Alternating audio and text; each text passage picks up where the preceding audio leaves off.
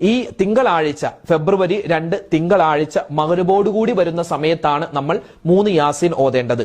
പിന്നെ ചില പണ്ഡിതന്മാരുടെ അഭിപ്രായ പ്രകാരം ബറാഅത്ത് രാവിന്റെ അസറിന് ശേഷം ആണ് 3 യാസീൻ ഓതേണ്ടത്. അതായത് ഇനി വരുന്ന ഫെബ്രുവരി 2-ാം തീയതി തിങ്കളാഴ്ച അസറിന് ശേഷം നമുക്ക് യാസീൻ 3 വേണമെങ്കിൽ ഓതാം.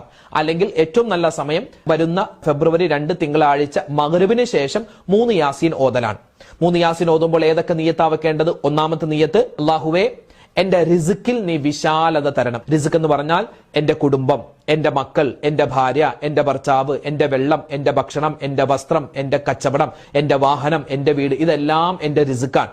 എന്റെ ആരോഗ്യം, ഇതിലൊക്കെ നീ ബറക്കത്ത് തരണം. അങ്ങനെ ഒരു നിയ്യത്തിൽ ഒരു യാസീൻ ഓതുക.